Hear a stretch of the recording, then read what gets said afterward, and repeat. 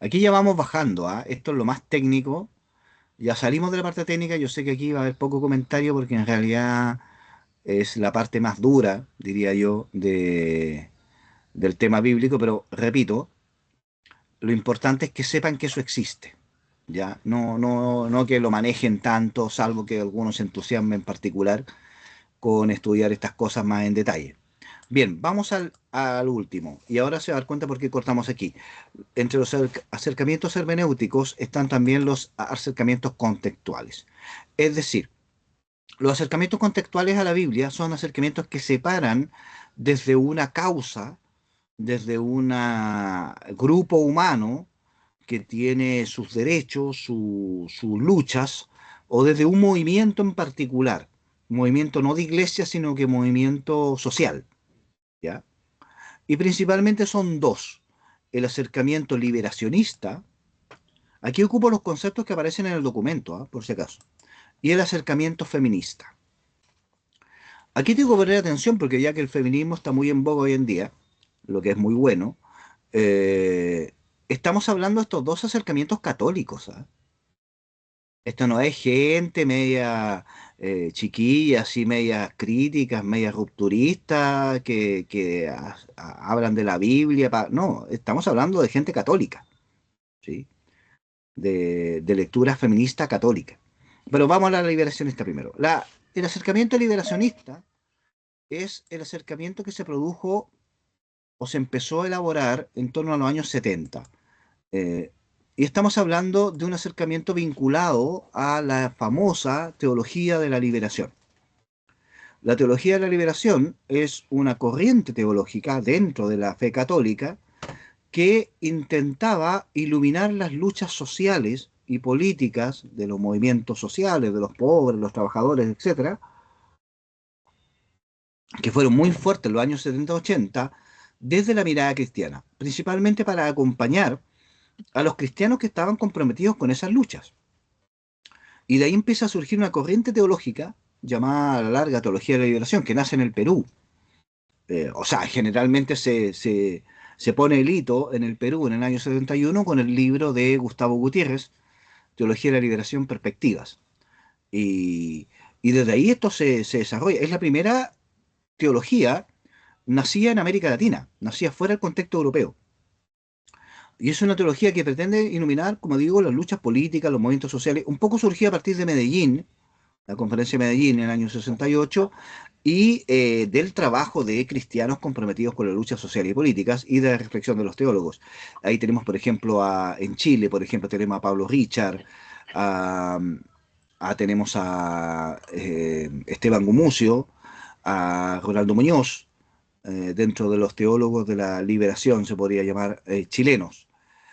A nivel latinoamericano tenemos a Carlos Mester, que se especializa en el tema de la Biblia, a Leonardo Boff y Clovis Boff en Brasil, que se especializan en la teología, a Monseñor Pedro Casaldáliga, obispo del Brasil, fallecido ya, también que da una perspectiva más pastoral. Es decir, hay muchos sociólogos incluso que entraron en esta dinámica de la teología de la liberación y también hubo biblistas.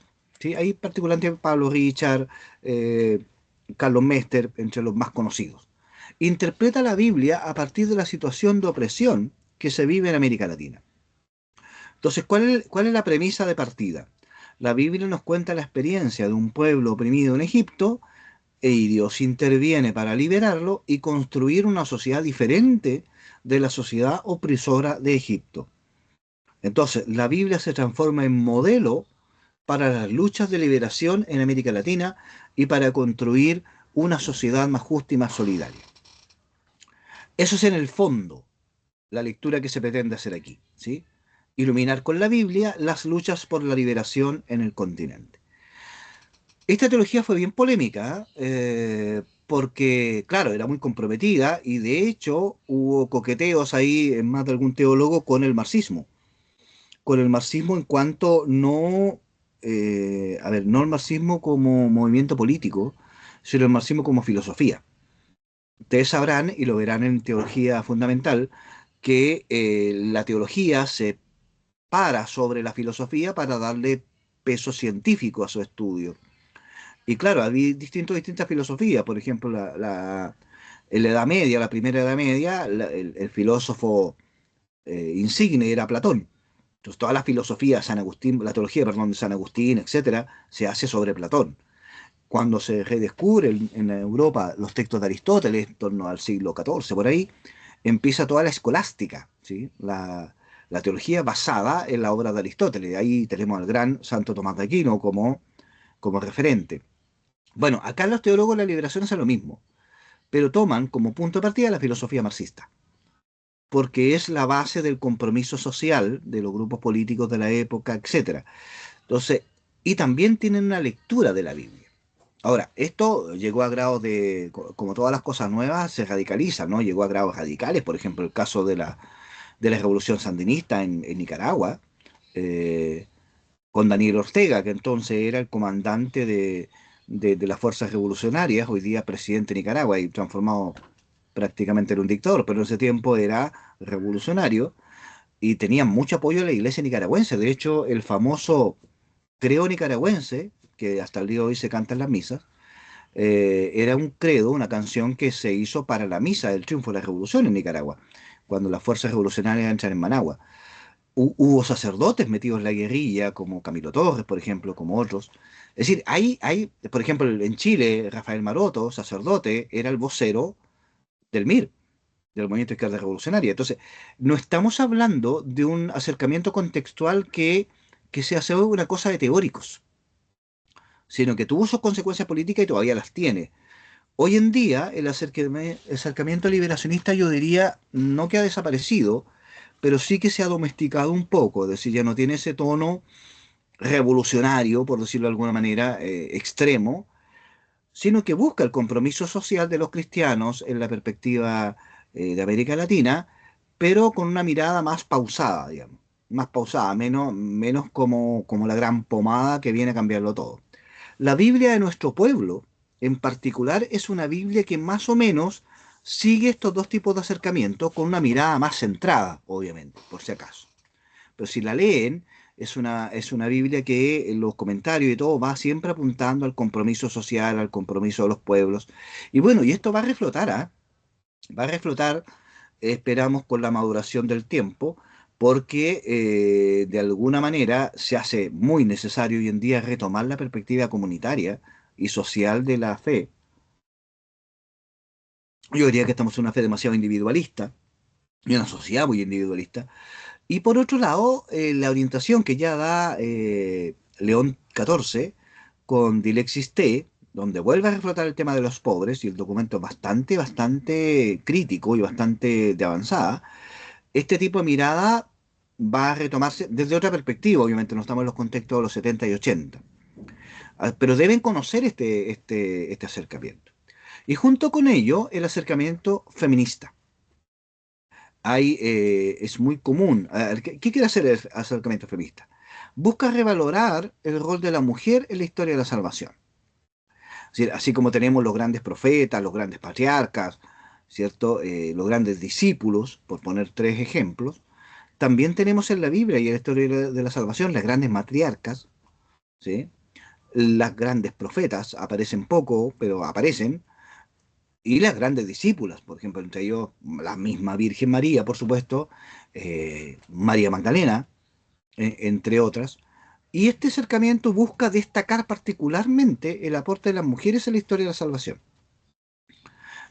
Un poco a trasmano, ¿no? Un poco reconociendo que ha sido invisibilizada muchas veces en la teología y en la experiencia de la iglesia, entonces busca retomar y iluminar también la lucha por la igualdad femenina desde la perspectiva de la fe.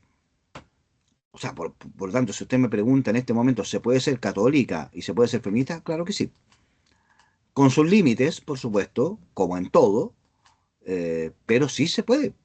Y de hecho hay grandes teólogas latinoamericanas, por ejemplo, muy conocidas. Entre ellas siempre yo recomiendo a la Ivonne Guevara, que es una gran teóloga brasileña, muy interesante, que hace una lectura feminista de la Biblia. Y de hecho, eh, usted encuentra en librerías católicas, hay una edición, yo no la tengo desgraciadamente, de comentarios de la Biblia que son blancos, así como este grande, pero aquí tienen un color medio morado, medio, no rosado, pero sí medio morado, y es una colección que se llama Lectura Feminista de la Biblia, y es una colección católica, que es muy interesante. Hay un libro, me acuerdo, de Leibón Guevara que se llamaba eh, Una compañera para Marcos, que era la lectura feminista del Evangelio de Marcos. ¿Sí? Es muy, muy interesante. Y busca resignificar el papel de la mujer tanto en la iglesia como en la sociedad. Es decir, destacar su rol, su presencia, su aporte decisivo a la vida de la iglesia y de hecho cualquiera que observe mínimamente una comunidad cristiana se va a dar cuenta que la mayoría de los participantes son mujeres y que incluso mujeres tienen roles de dirección como animadoras, catequistas, etcétera. Y eso no deja de ser. Bueno, miremos solamente los que estamos aquí y vamos a ver que en este postítulo la mayoría son mujeres. Entonces es necesaria una lectura desde la mujer de la fe y de la vida de la iglesia y del mundo. ¿Sí? Entonces es importante que conozcan estos dos tipos de acercamientos porque generalmente no se conocen, ¿no?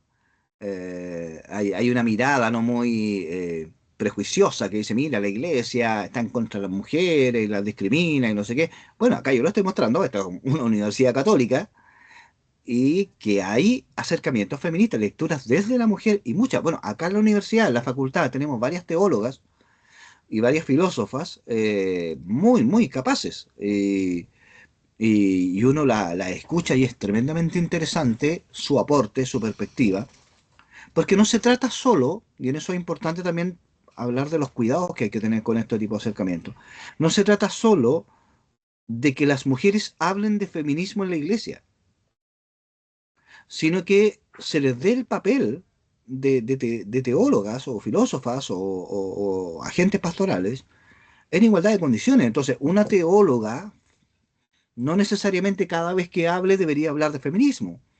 O sea, debería ser capaz de hablar de liturgia, de hablar de Biblia, etcétera, sin ningún problema, ¿no? Y que no digan, bueno, ya ella es mujer, es teóloga, bueno, que se preocupe el feminismo nomás, porque eso igual es discriminador. De hecho, ustedes tuvieron su clase que, si no me equivoco, fue de didáctica de la religión, no me acuerdo si ese era el nombre, con Ángela, que es una muy buena profesora, muy estudiosa además. Entonces, es importante tomar conciencia de esto. Y además, en clase te puede permitir nexos con otra asignatura. El currículum ahora está muy marcado, tanto lenguajes, educación ciudadana, filosofía, al tema de la diversidad y al tema del feminismo y de la igualdad de valores y mujeres. Están muy marcados los libros, por ejemplo, del ministerio en eso y eso está muy bien. Entonces también si religión podría ser un aporte desde la perspectiva cristiano-católica. No sé si hay algún comentario, duda hasta aquí. Abro el espacio, si quieren saco la presentación porque después nos vamos a los acercamientos equivocados. Entonces por eso quiero hacer un alto para comentarios, o si quedó algún comentario de la vez pasada, de lo que vimos antes, lo hacen por favor ahora. ¿Hay algún comentario, aporte, pregunta? Si nos seguimos.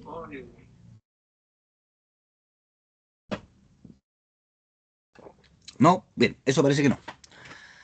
Ya, vamos a los comentarios, o sea, perdón, acercamientos equivocados. Ojo, esto indica que ninguno de los otros son equivocados. Y si ustedes estudian el documento Interpretación de la Biblia de la Iglesia, se va a dar cuenta que ahí se explica los aportes de cada uno de estos acercamientos y métodos y sus deficiencias, porque no hay ninguno que sea 100% genial. Como los seres humanos todos tienen sus límites y hay que saber reconocerlos también. No para decir esto está descartado, sino para decir, bueno, esto tiene sus límites y hay que tener cuidado con esos límites. Acercamientos equivocados. Voy a hablar de dos que en realidad se engloban en uno solo, pero el segundo hay que especificarlo porque está muy en boga hoy día. El primer acercamiento es la lectura fundamentalista de la Biblia. Y es un gran, gran peligro. Es peligroso, digamos. La lectura fundamentalista es muy común entre las sectas, entre los grupos fanáticos, tanto católicos como protestantes, y es muy peligroso porque termina en posiciones integristas, termina en posiciones discriminadoras, incluso termina en las sectas, digamos. Hay gente que lee la Biblia de mirada fundamentalista y termina suicidándose o matando a alguien, digamos. El último caso en Chile fue el famoso de Antares de la Luz, pero hay miles. Entonces, es algo que hay que abordar y ustedes se lo van a pillar probablemente en clase también. Es muy común en las comunidades protestantes, por ejemplo, esta lectura fundamentalista, no en todas, pero sí es muy común. ¿De qué se trata? Ah, y lo otro el concordismo, pero eso lo vamos a ver después. El punto de partida de la lectura fundamentalista es suponer que la Biblia está exenta, ahí está mal escrito exenta, perdón, creo, de error en todo. O sea, nosotros creemos en la inerrancia, lo vimos cuando vimos la inspiración bíblica, pero la inerrancia no aborda cada aspecto del texto, ¿sí? Aporta, como dice el Vaticano II, la verdad para nuestra salvación, la verdad salvífica, en esa no hay error, pero en los detalles técnicos, en los detalles descriptivos, sí hay errores, o imprecisiones por lo menos, o contradicciones incluso entre un texto y otro. Bueno, la lectura fundamentalista obvia todo eso y dice, mira, si la Biblia es palabra de Dios, todo lo que está ahí dicho es verdad. Y si todo lo que está dicho es verdad, no puedo cuestionarlo. No puedo cuestionarlo. Es más, yo tengo que seguir literalmente lo que dice el texto. El texto en castellano, ¿ah? Porque en realidad la lectura fundamentalista generalmente se basa en una traducción de la Biblia. En los casos de los hermanos evangélicos, la Reina Valera. En el caso del mundo anglosajón, la King James, ¿sí? La Rey Jaime. Por eso yo les decía la otra vez que es tan peligroso cuando un grupo particular de la iglesia decide sacar su Biblia. Y pongamos, y esto es casi olfato de discernimiento, ¿no? Cuando un grupo particular, aunque sea católico, solo admite una traducción de la Biblia y esa es la única que vale, estamos al borde de la lectura fundamentalista. Porque sabemos, ya lo saben perfectamente, ustedes ya que a esta altura son expertos en Biblia, eh, que las traducciones son todas relativas, porque no es el texto original. Por lo tanto, ninguna es 100% exacta, ninguna es 100% perfecta, y hay que hacer un estudio cuando uno profundice un poquito más para llegar al texto mismo, ¿no? Entonces, eso es lo peligroso de la lectura fundamentalista, ¿sí? Lectura fundamentalista es esa gente que abre la Biblia en cualquier parte y dice, a ver qué me dice Dios hoy día. Esa es una lectura fundamentalista, ¿sí? Rechaza, por lo mismo, los métodos científicos de estudio, porque parte de la premisa que un método científico de estudio cuestiona la verdad de la Biblia. Entonces, cuando yo le digo, mire, los 11 primeros capítulos del Génesis en realidad no son históricos y nunca pretendieron serlo, sino que son relatos simbólicos para explicar por qué Dios llamó a Abraham y en el fondo por qué Israel existe y cuál es la misión del pueblo de Dios y para qué Dios creó el mundo y por qué, cuál es el rol del ser humano en la creación, me dicen, no, es que tú estás desconociendo la verdad de la Biblia. Entonces, si la Biblia dice que fueron 6 días de creación, fueron 6 días de creación. ¿Sí? Si la Biblia dice que el sol se paró y Josué lo hizo parar 2 días y medio para terminar de matar a los filisteos, fueron 2 días y medio. Todo es exactamente como está dicho ahí. ¿Sí? Y olvida, obviamente, el problema aquí teológico de fondo es que olvida el carácter histórico de la revelación. No estamos hablando de un dictado como sería el Corán, por ejemplo, para los musulmanes, que el ángel Gabriel lo dicta, ¿no? Y Mahoma lo memoriza y luego lo escriben. No, aquí hablamos de un Dios que se revela en la historia. Por lo tanto, los textos mismos bíblicos son testimonio de esa historia. Y por eso hay más de una versión del mismo hecho, por eso hay relecturas que se hacen sobre los mismos acontecimientos en textos posteriores a los primeros, etcétera. Entonces es una lectura tremendamente peligrosa. ¿Sí? Lo que ve arriba, nos sale una especie de... no tengo idea de dinosaurio, pero es un dinosaurio lo que está ahí. Se me ocurre que un velociraptor, ¿sí? No es de Jurassic Park, esa imagen, sino si leen el título dice Creation Evidence, evidencia de la creación. Es un museo, usted no me cree, por eso puse la foto. Es un museo que está en Kentucky, en Estados Unidos, y es un museo creacionista. O sea, la gente que invirtió en esto tiene un museo lleno, según ellos, de pruebas científicas de que el relato de la creación bíblica es exactamente como sucedieron las cosas. Entonces ahí usted va a ver diaporamas, por ejemplo, que son estas representaciones en relieve de los cavernícolas con los dinosaurios atrás, porque claro, dice el texto que primero Dios creó animales y después al ser humano. Entonces, obviamente, el ser humano y los dinosaurios se encontraron, tienen que estar ahí. Pues, si no, bueno, ¿cómo se explica que el texto diga que los animales nacieron primero? Entonces, y tiene trozos del Arca Noé. No me pregunten de dónde la sacaron ni por qué dicen que son del Arca Noé, lo tienen el trozo ahí.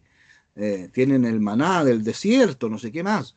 Es decir, un montón de pruebas, según ellos, que demuestra que cada palabra de la Biblia es literalmente así.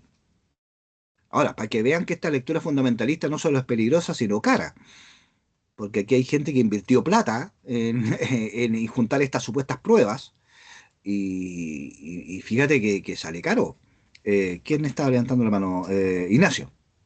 Sí, profe, una Sí, profe, consulta. una En realidad consulta. En realidad me provocó un me poco de provocó un conflicto poco de ahora el conflicto tema ahora el tema del tema del maná del del maná desierto, del porque desierto, un curita porque me un había curita me dicho había que en dicho. efecto el maná del desierto existe, po.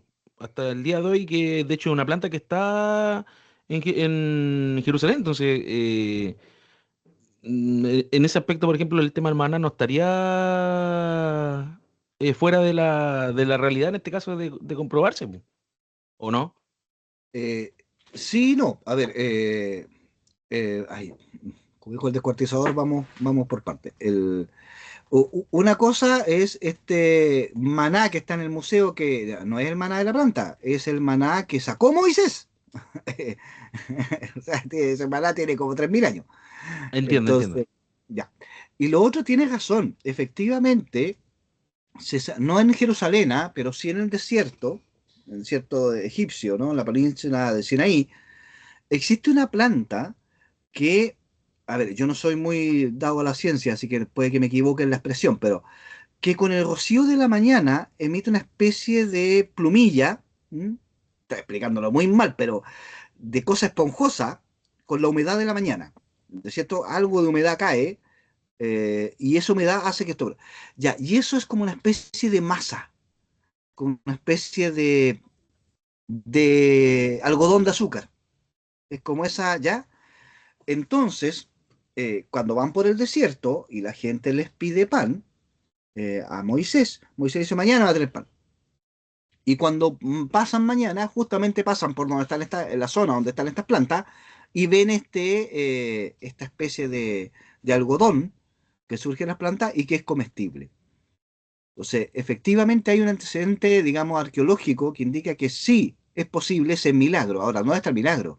En que justo cuando lo necesitaron, encontraron la planta. Yo creo que les había explicado la otra vez lo de las zarzas, ¿cierto? Se les expliqué.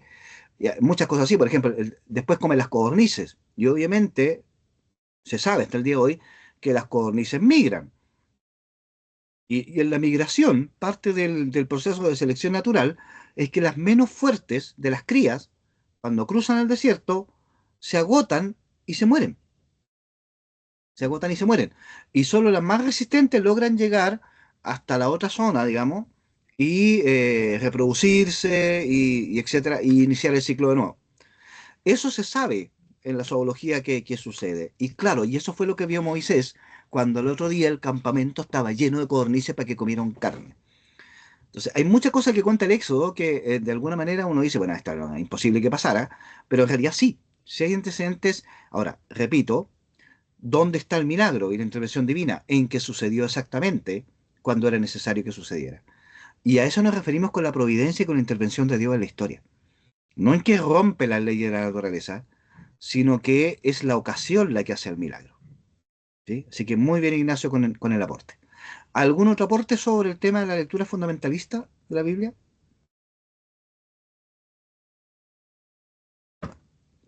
Pero, Se la van a pillar profe, esta. con respecto al mismo tema, por ejemplo, del tema del éxodo, o sea, también hay que... Se escucha muy, muy bajo, Guido.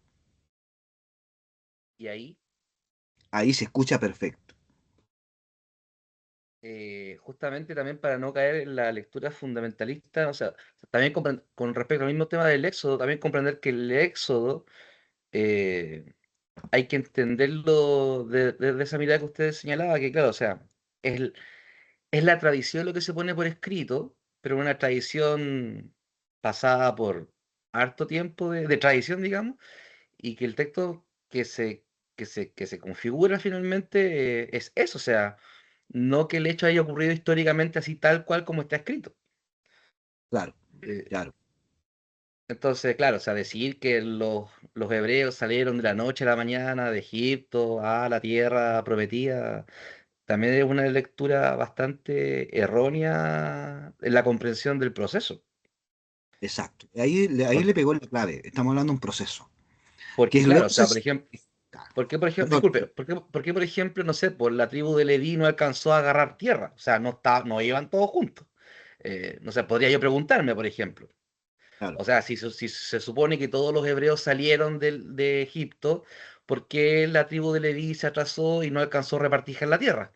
Y tienen que claro, finalmente quedarse como, entre comillas, como esclavos de las demás tribus y trabajar en el templo en las labores cochinas con los animales. claro. O por qué, por ejemplo, hay que renovar la alianza en Siquem cuando ya entran en la tierra prometida, si la alianza se había cerrado en el Sinaí.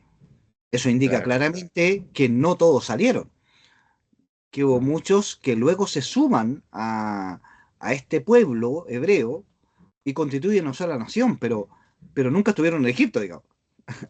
El grupo fundante es el que sale de Egipto y por eso es necesario volver a renovar la alianza en Israel. Entonces, claro, este es muy bueno el aporte. Cuando uno se mete a estudiar el tema desde la ciencia, desde la historia, la arqueología, descubre que, claro, lo que tenemos es una relectura también en la Biblia. Mira, hacer un paralelo muy fácil para que les quede claro y nadie se espante. Yo llevo con mi señora 12 años juntos, ya, 12 años juntos. Y si a mí me pidieran, de matrimonio me refiero, para que nadie se asuste, ¿no? Eh, si a mí me pidieran relatar la historia con mi señora, obviamente no puedo demorarme 10 años explicando la historia con mi señora. Tengo que resumirlo en 10 minutos. Y eso obviamente va a poner solo el acento en lo que es importante de esos 10 años. O tratar de resumir en 10 años, o sea, en 10 minutos, la historia de 12 años juntos. Incluso la prehistoria de eso, cómo cada uno llegó a encontrarse. Entonces, la Biblia hace un poco eso, resume lo esencial de la experiencia, a veces, muchas veces ocupando elementos simbólicos, pero no pretende ser la crónica exacta de todo lo que ocurrió. Pero ¿Sí? dime yo, amiga. Siento Y que eso es es una palabra importante. también más juvenil. Nunca me una rubia. Apague el Me audio dijeron o que ella trabaja súper bien y que usa laboratorio. Camila, gracias. Gracias, Camila. Bien, ¿algún otro aporte sobre la lectura fundamentalista? ¿Comentario? ¿Duda?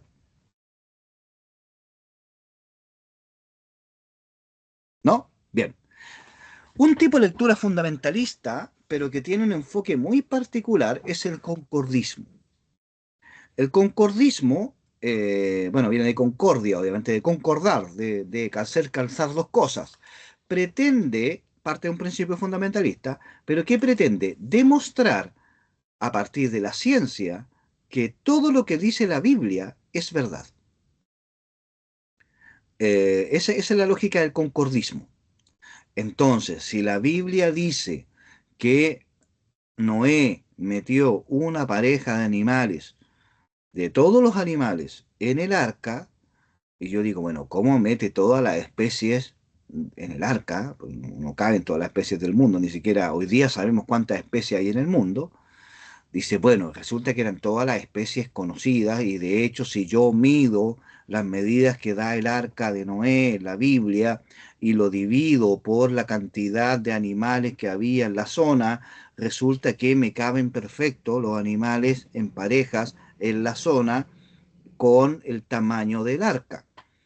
Y si yo tomo las medidas del arca y trato de reconstruirlo hoy día, resulta que sí flota y resulta... Entonces, conclusión, todo el relato del diluvio es histórico. Eso es lo que trata de hacer en concordismo. Y llega a niveles ridículos, pero que la gente se los toma muy en serio. Ahí les pongo el famoso libro de Werner Keller. Se enfoca, dice, por concordar la Biblia y los descubrimientos científicos, y particularmente se precisa en el tema de la creación. Ese libro que les muestro ahí de Beller Keller, acá lo tengo para que lo vean, me lo compré solo para mostrarlo. Sí, este libro les recomiendo que no lo compre. No lo compre porque va a botar plata. Es un libro que no sirve para nada, pero yo lo tengo porque fue un exitazo editorial cuando salió, ¿ah? Es un exitazo editorial y la gente lo agarró, lo compró, lo leyó. Y como dice ahí, se llama Y la Biblia tenía razón. Dice abajo, la verdad histórica comprobada por las investigaciones arqueológicas. Y aquí Keller, que era un periodista, se dedica a estudiar la arqueología, la historia, los documentos, etcétera, con la perspectiva de demostrar que cada detalle de la Biblia en realidad sucedió así. Entonces, yo lo tengo y de repente lo leo porque me parece hasta tierno el libro.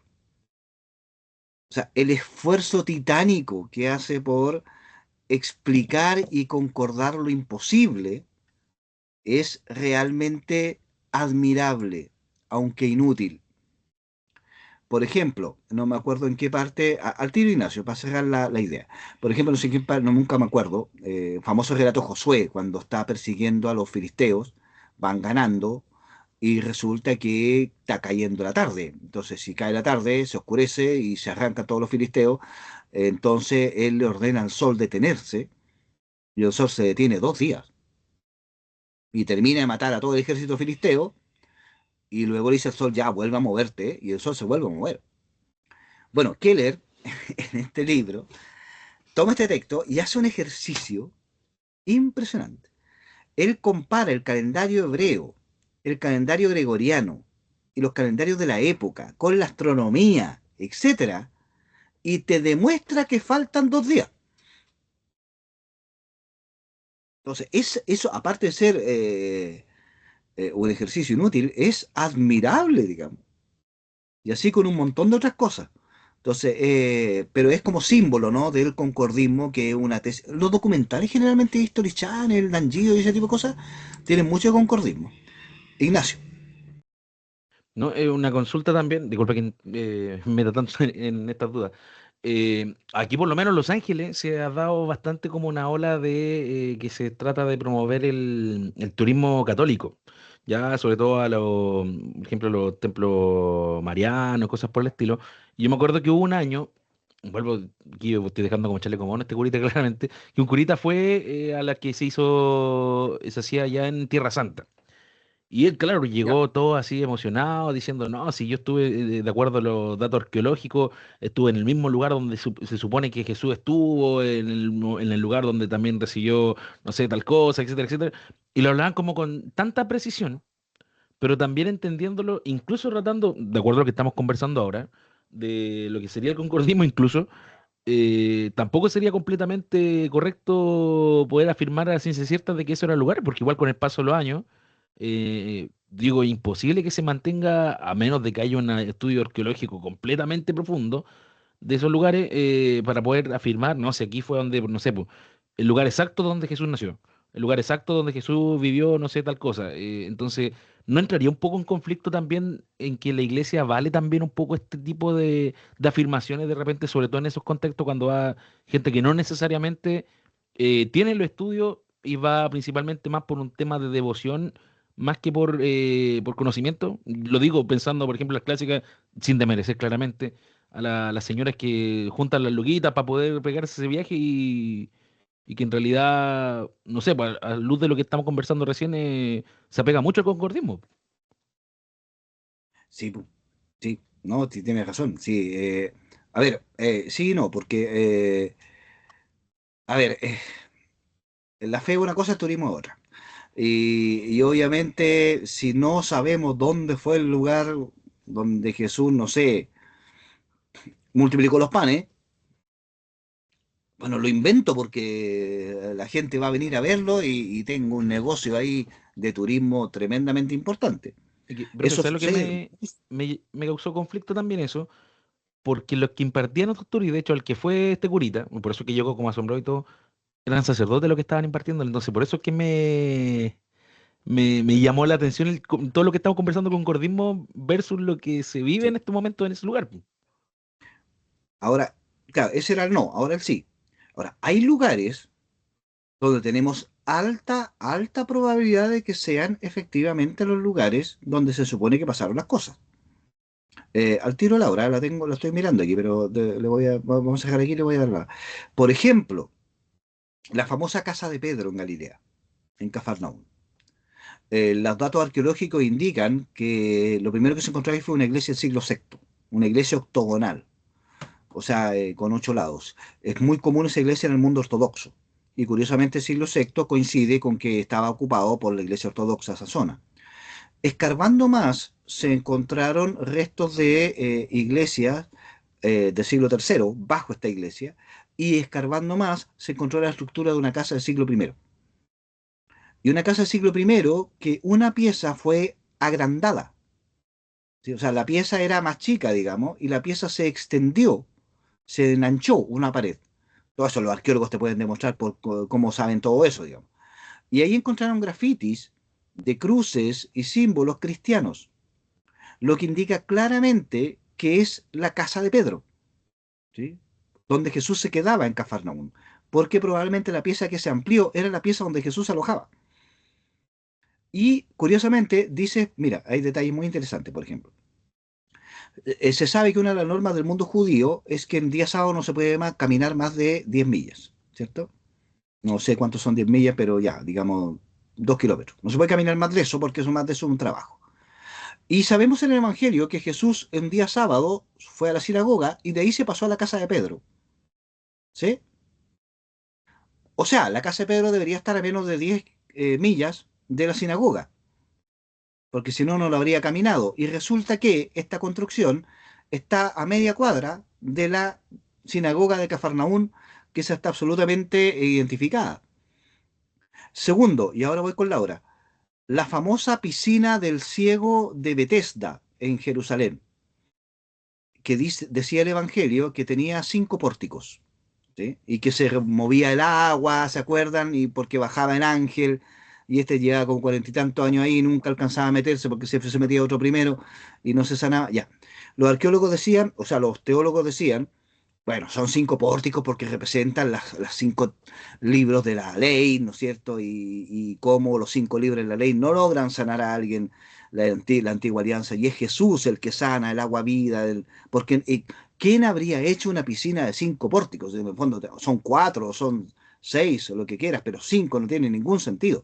Bueno, efectivamente en Jerusalén se encontró los restos arqueológicos de una piscina que tiene 5 pórticos y es una piscina de purificación.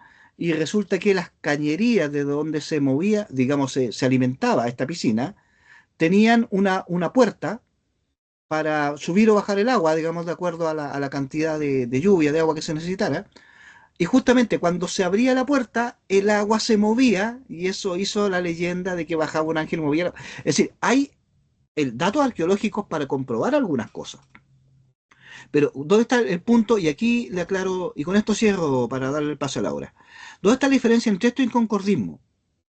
Que haya coincidencia arqueológica con algunos detalles, eso está bien y es científico. Cuando yo a partir de eso digo, todo lo que dice el texto es exactamente como está, y esto lo demuestra, eso es concordismo. Eso es concordismo. Y lo que usted me contaba al principio, eso es turismo. ¿Sí? De hecho, tenemos 2 lugares en Jerusalén, en Galilea, del supuesto lugar donde Juan Bautista bautizaba. Y la más original está en la zona palestina, está a cargo de los franciscanos, eso. Y curiosamente, arqueólogos israelíes encontraron a la otra orilla del río el lado real donde Juan Bautista bautizaba. Y hicieron otra iglesia, pero en el territorio israelí. O sea, evidentemente, ahí hay un conflicto político, no tiene que ver con la fe, digamos. Ahora, es muy común en Tierra Santa que uno le diga, mira, aquí pues, pasó esto, pero según otros arqueólogos pasó allá, y según otros pasó allá, y según otros tenemos idea de dónde pasó. Entonces, este tema es re delicado y hay que tener mucho cuidado en las afirmaciones. Y a veces, como dice usted, muchas veces es un tema de turismo nomás, y a veces incluso sacerdotes se prestan al cuento, digamos. se prestan para el cuento. Hay lugares que sí o sí sabemos que visitó Jesús. Por ejemplo, el Arco de Robinson, la escalera con la que se subía al Templo de Jerusalén, que curiosamente no lo visita nadie. O sea, Jesús efectivamente tiene que haber pasado por ahí. La ciudad de Séforis, que está a 4 kilómetros de Nazaret, y Jesús y José, si eran albañiles, la ciudad de Séforis se estaba construyendo en la época en que Jesús estaba en Nazaret. Por lo tanto, sí o sí tiene que haber trabajado en Séforis. Entonces, si usted visita la cantera que está al lado de Séforis, ahí está en un lugar donde sí o sí estuvo Jesús y San José. Cosas así, por ejemplo. Bien, Laura. Sí, era solamente compartir que muchos de los lugares, bueno, a nivel mundial, incluso en Europa, em, había muchos templos paganos y cuando comenzó, cierto, esto del cristianismo, se construyeron iglesias, capillas encima. Y recordar que en Tierra Santa particularmente fue la madre de Constantino quien comenzó a rescatar esta tradición de los lugares que hoy conocemos como los sagrados según la Biblia, ¿ya? Y eso pasó como 300 años después. Entonces, no podemos eh, tampoco, o sea, no negamos la existencia de que Jesús estuvo ahí, de que la Virgen estuvo en esa cueva, etcétera, pero tampoco tenemos la certeza de que eso es así, porque pasaron como 300 años después, en donde se colocó una placa, se colocó una cruz, se colocó, cierto, un templo encima. Yo creo que lo bonito de esto es para las personas que creen, o sea, la fe, en el fondo. Más que el tema, la parte económica, sí, o sea, lo turístico, sí. Y sabemos hoy en día, ¿cierto?, que la antigua Jerusalén está bastantes metros bajo tierra, ¿cierto?, de la Jerusalén actual y de los lugares actuales. Y yo creo que todos los indicios que van encontrando los arqueólogos es como una muestra antropológica de cómo vivían los antiguos cristianos.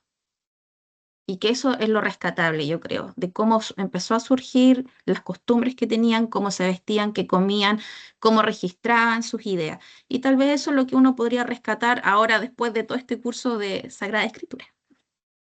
Muy bien.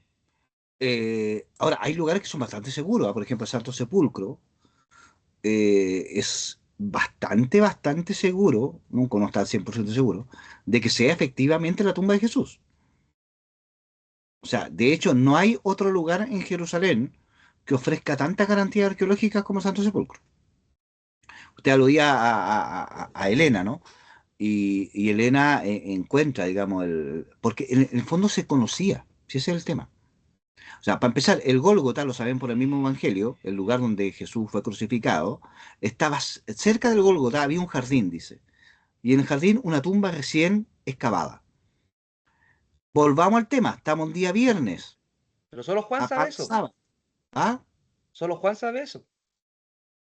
El tema del Claro, huerto. sí, Los demás no lo saben. perdón, Marcos también dice que fue sepultado en una tumba cerca del... Ya, pero Juan, Ya, digo, ya, ya. ya, se suma, claro, ya, tiene razón. Ya, pero el punto es ese.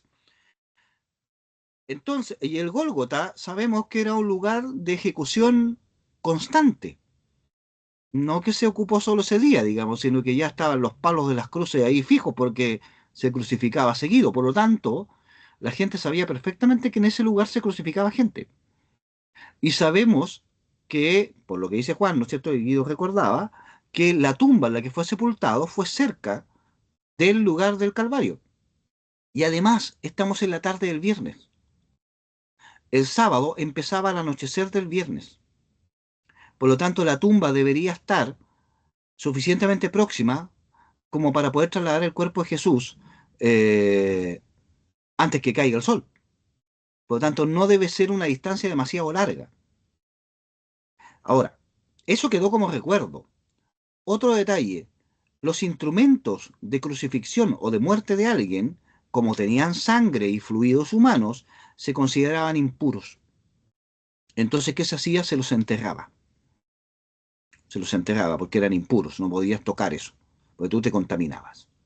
Bueno, resulta que cuando llega a Santa Elena, la gente todavía recuerda el lugar donde se crucificaba gente. De hecho, hasta esa fecha todavía se crucificaba gente.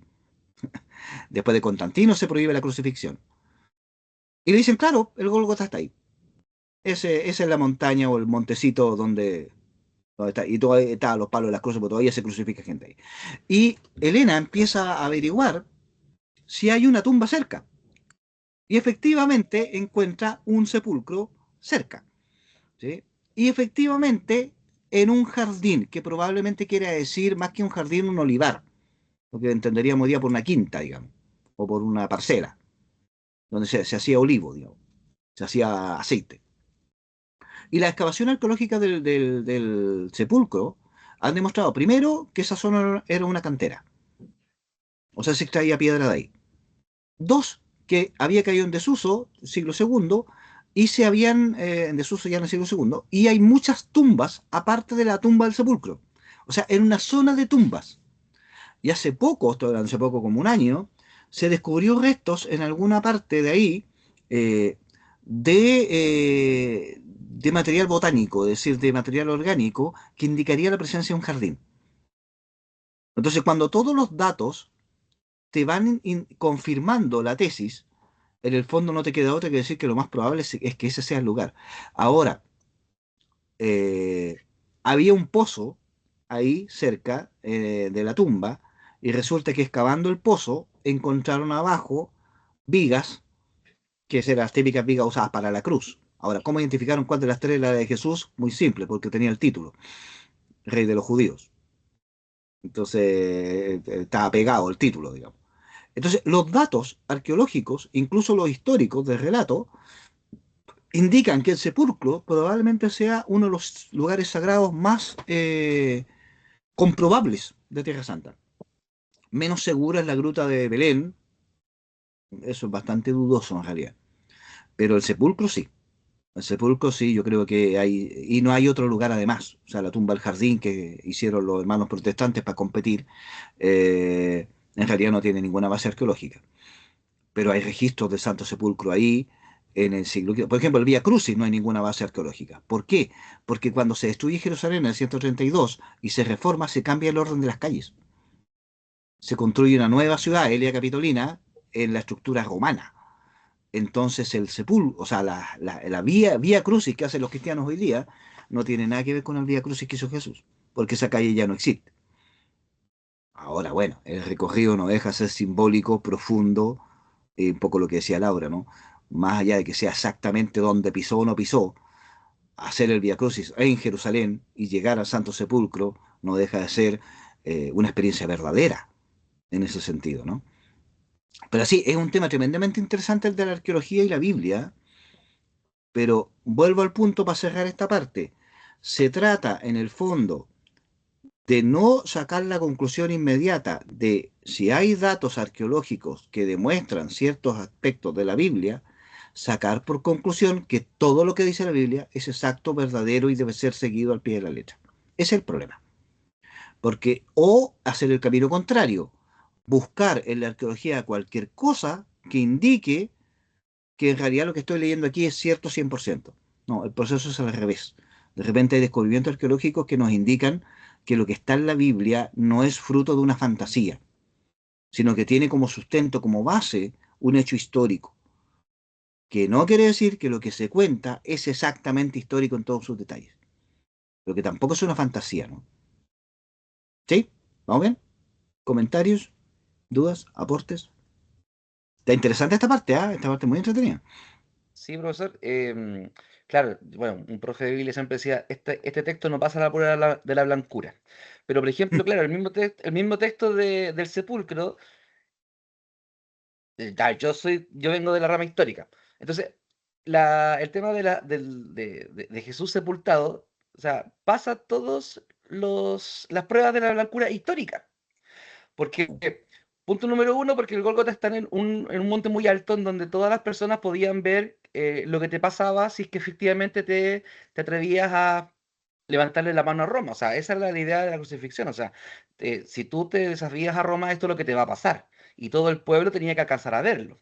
Ahora, evidentemente, claro, Jesús, como usted bien señalaba, fue crucificado en día viernes, por tanto, tiene que ser bajado de la cruz antes de que aparezca el primer lucero de la tarde, porque va a empezar el Shabbat. Entonces, tiene que haber también, tiene que haber una tumba cerca para que venga este personaje que nos dicen que es José de Arimatea, uno de los miembros del consejo, y que, claro, o sea, también no el consejo principal de los 72, sino que probablemente sea un miembro del consejo de los 23, que son consejos locales, que dentro de sus funciones está justamente también ir a enterrar a los muertos, porque es también parte de sus tareas, de estos sanedrines locales, enterrar a los muertos.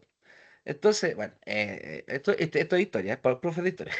Eh, entonces es muy lógico que haya una tumba cerca, porque hay que sepultar, hay que enterrar al muerto antes de que comience el Shabbat. Entonces, también, bueno, esto, insisto, era mi profe de Biblia, pero antiguo. Entonces, al menos el tema de que hay un sepulcro cerca del Gólgota, el lugar de los... O sea, tiene mucho sentido, al menos desde la historiografía y de la arqueología. Eh, ahora lo que... el tema por ejemplo, usted dijo hablaste de María Magdalena.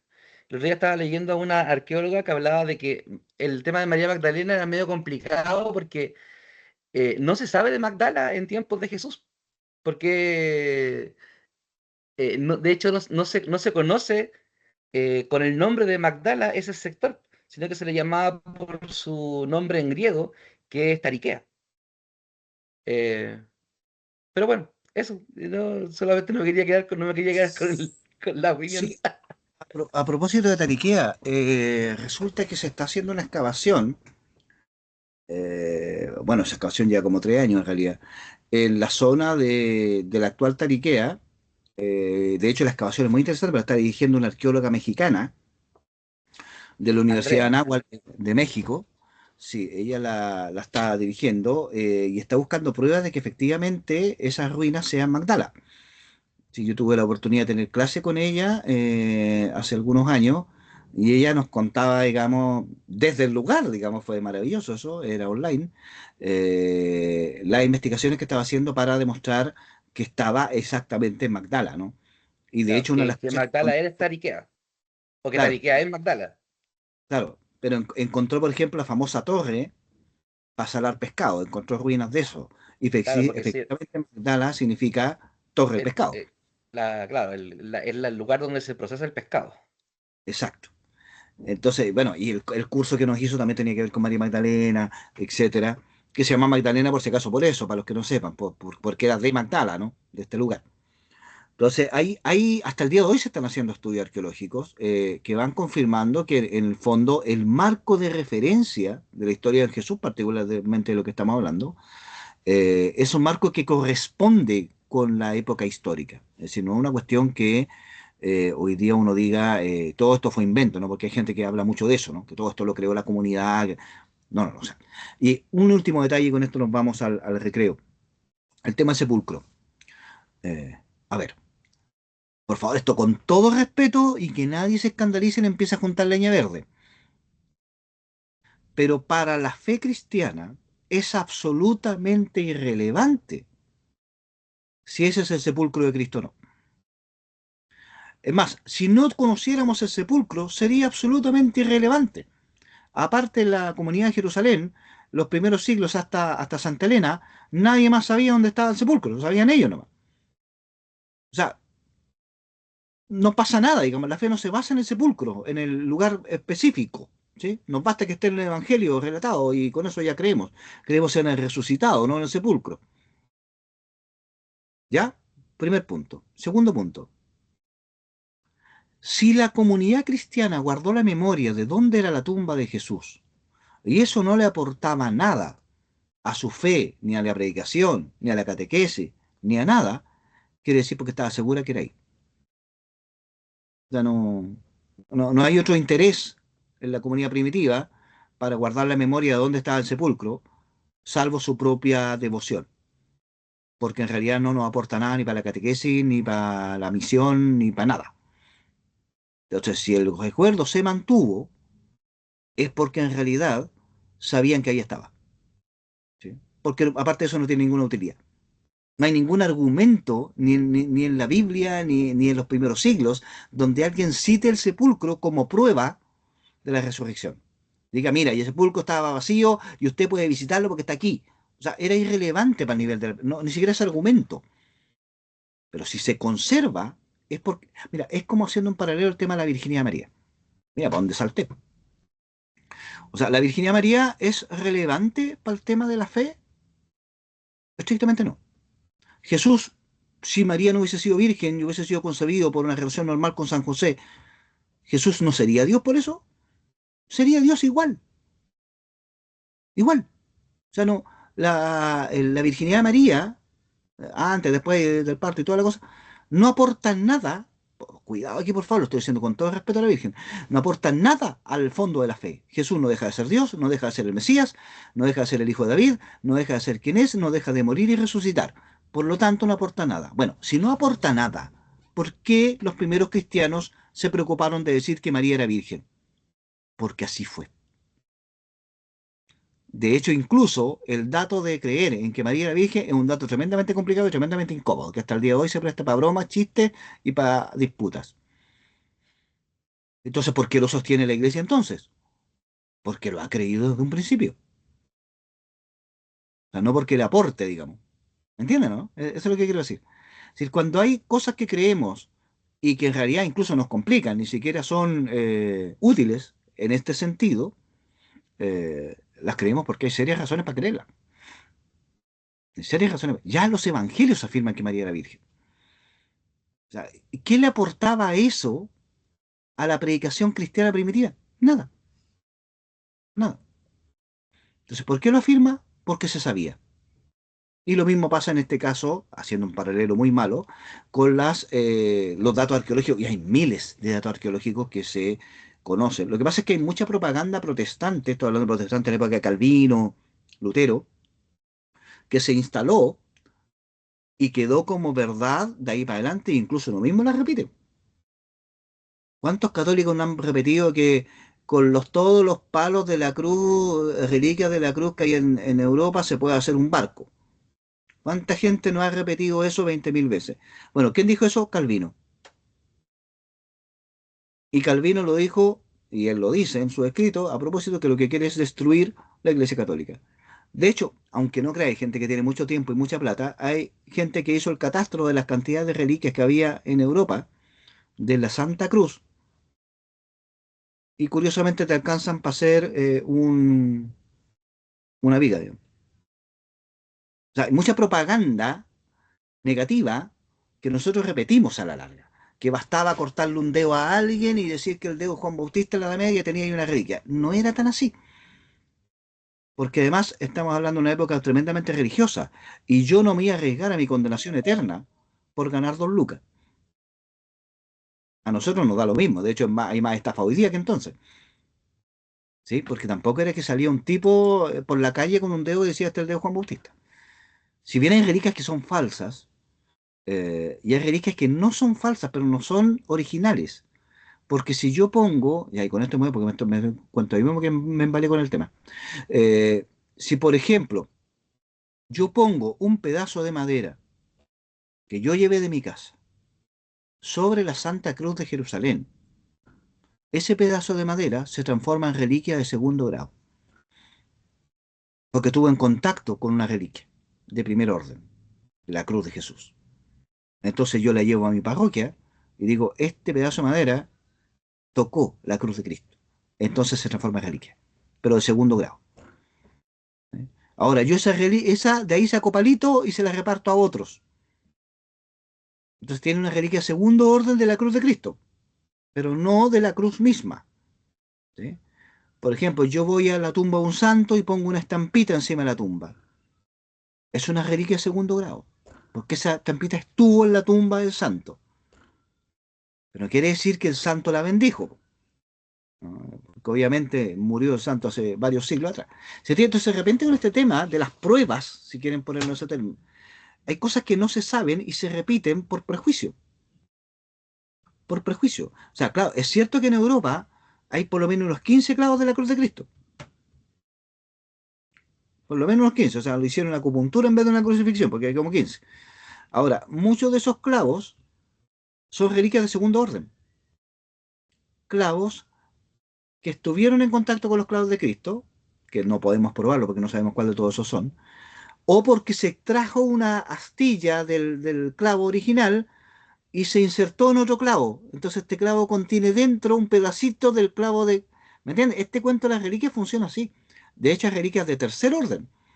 ¿Sí? Hay reliquias de primer orden, segundo orden, tercer orden. ¿Sí? La reliquia, por ejemplo, de primer orden es parte del cuerpo de un santo o parte del lugar. ¿Sí? O del objeto sagrado, por ejemplo, el Santo Cáliz o la Cruz de Cristo. De segundo orden es cosas que estuvieron en contacto con una reliquia de primer orden. Por ejemplo, la túnica de un santo. ¿Sí?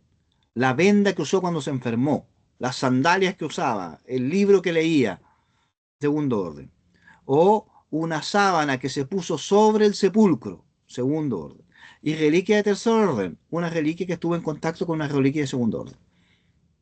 Entonces yo tomo esta sábana o no, ya no me acuerdo qué fue lo que dije antes, ya esta sábana que tuvo sobre ese poquito, la corto en pedacitos y pongo esos pedacitos en una cruz y se la regalo a la gente. Es una reliquia de tercer orden.